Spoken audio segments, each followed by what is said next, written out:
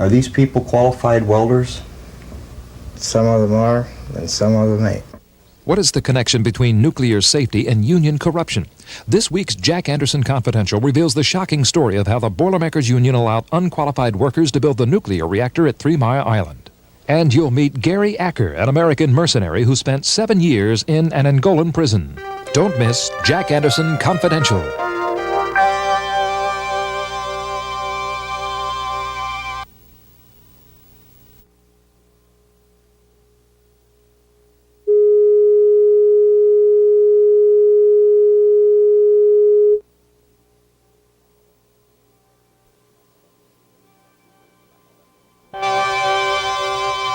Two-thirds of my stomach removed.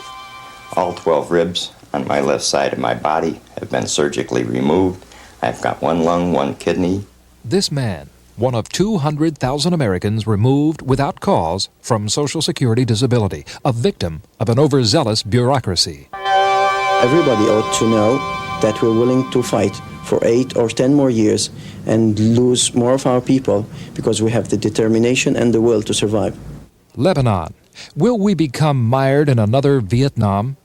An exclusive interview with one of the closest advisors to the new Lebanese president. Congressional staffers collect food for the poor as hard times hit the nation's capital. These stories coming up next on Jack Anderson Confidential. Now from Washington, here is Jack Anderson. The Capitol Dome is an inspiring sight in the morning light. In the full sun, it projects a look of pure whiteness. Yet the dome is really gray enamel. The men and women who labor beneath the dome have also acquired a gray morality. Most are honorable men and women of impressive ability and decorum. Yet shabbiness in things small and large is widespread. The Senate has appointed an ethics committee to keep the shabbiness under control. The chairman is Senator Malcolm Wallop, a Wyoming rancher, a man of wealth and power. He sits in judgment on the ethics of others. This is a report on the ethics of Senator Wallop. The story has its locale in the forests of his native Wyoming, near Jackson Hole. This is the gateway to the majestic Grand Teton and Yellowstone National Parks.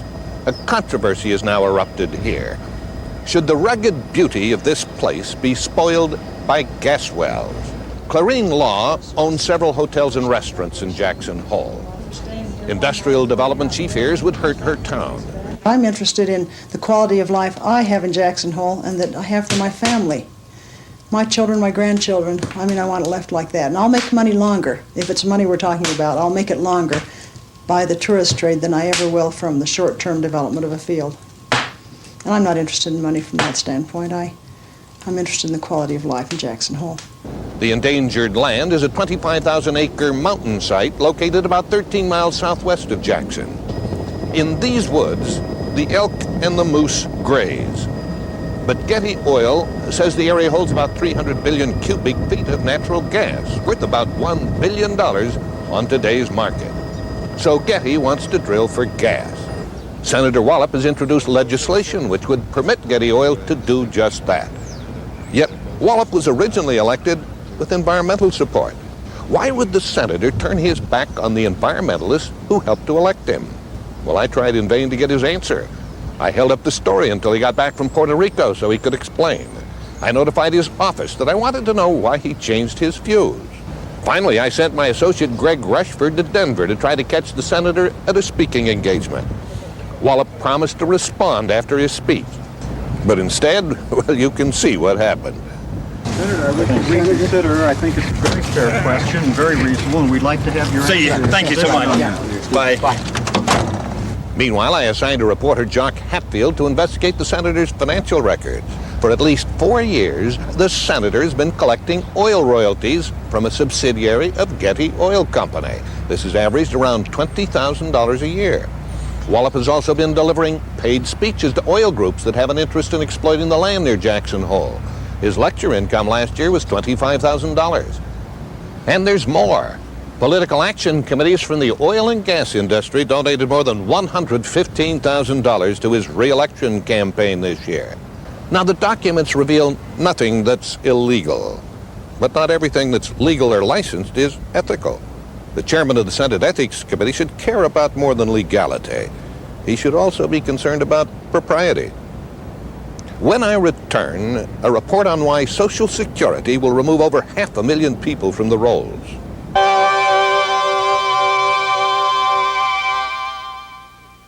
Look, if you're an investor who's tired of being too late when investments are heading up, too late when they're heading down, look ahead. Look into Barron's. Every week, Barron's gives you page after page of useful investment information, days, weeks, even months ahead. Every week, 34 pages of market statistics, in-depth studies of companies, a dividends and earnings alert on all New York Stock Exchange and Amex stocks, exclusive analyses covering the whole world of investing. All you need to know not to be too late. Every week in Barron's.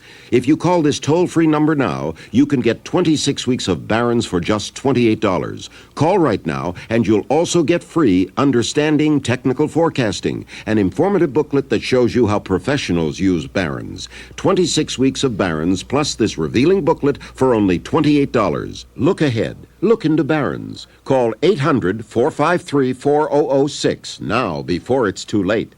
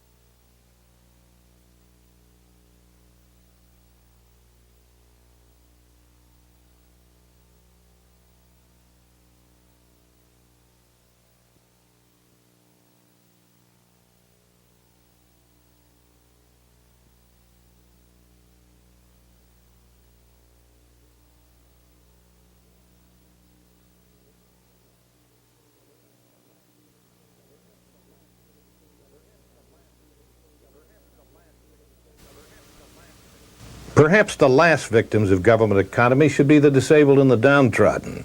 Yet next year, the Social Security Administration will cut off disability payments to 640,000 handicapped people. Some no longer qualify for benefits. Some never did. But 1/3 of them, that's 200,000 helpless people, will lose their money by mistake. It might be a clerical error, a wrong ruling, or some other government goof. Oh yes, the government will apologize and reinstate them. But that will take months, perhaps 15, even 20 months. This will mean tragedy for all those whose lives will be disrupted by bureaucratic incompetence. The Social Security Administration pays out $17 billion a year to disabled workers. Now, this money's not charity. It goes to blind and crippled Americans who earned their health insurance. The payments were deducted from their paychecks while they were working. But in 1980, Congress ordered the Social Security Administration to review all disability claims and weed out the undeserving. The relentless bureaucrats, in their zealousness, have also weeded out many deserving. One man who was suddenly dropped from the disability rolls was Richard Hall of Mount Clemens, Michigan. He's now fighting for reinstatement. Hall used to be a professional jockey, but 14 years ago, his horse crashed into a brick wall. He was left with multiple injuries that ended his career.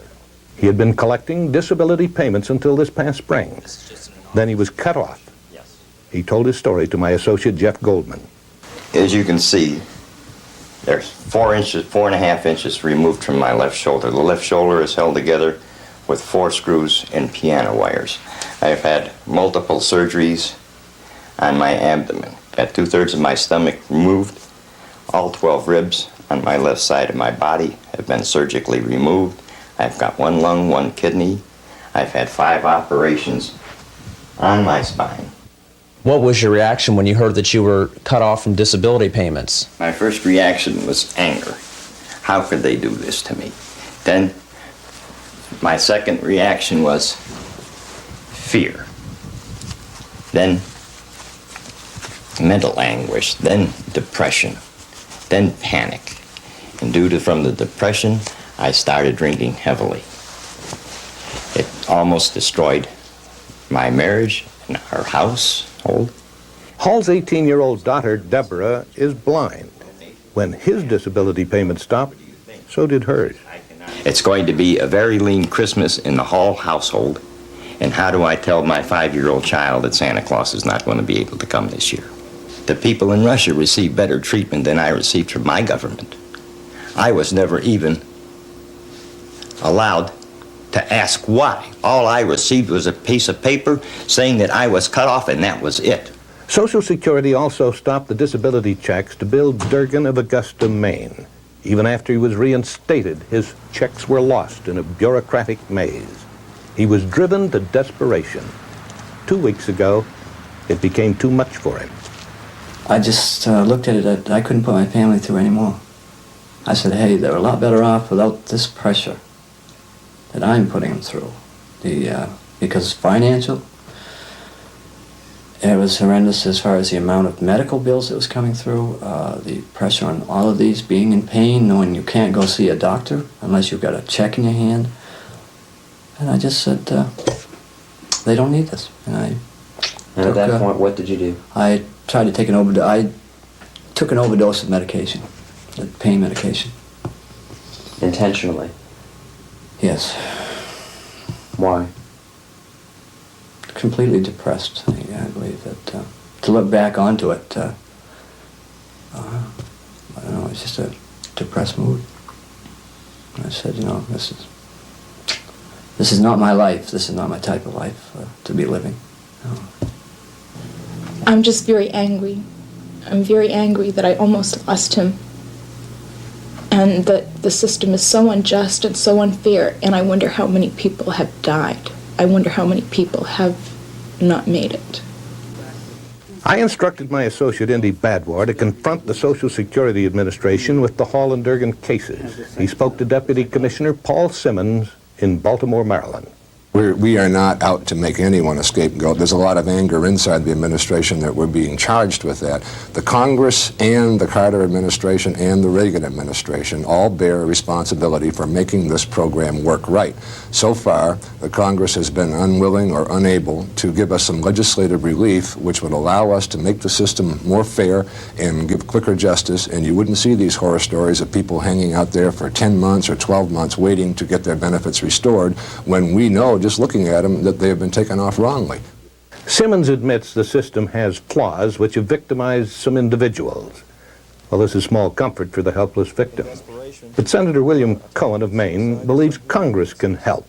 What we want to do is make sure that in our effort to reduce fraud or mismanagement or waste, that we do so in a careful and compassionate way so that we don't penalize people who really are entitled and are in need of those disability payments. We're insisting upon now is that we continue the review process, that we not interrupt it, but that we not allow the bureaucracy simply to play a numbers game, to take the people out of it, to insulate the decision makers from passion, from seeing people face to face, to making a personal, human evaluation of the nature of the problem, so that you won't have computer foul-ups like we've had with people in iron lungs being terminated, people in body casts being terminated, people with who are practically blind being terminated, people who, in desperation, attempt to commit suicide, and some who do commit suicide.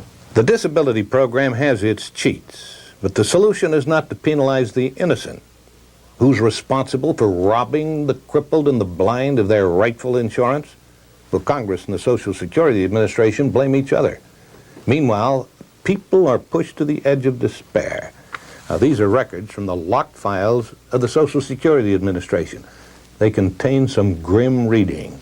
Now, this one talks about a Detroit man who was notified that his disability payments had been terminated. He called the office and pleaded, I'm quoting, "If you stop these benefits, you'll have a dead man on your hands." Afterwards, he jumped off a bridge into onrushing traffic. In Lansing, another man committed suicide. His daughter blamed undue harassment by the disability office. And here's another report from Michigan. The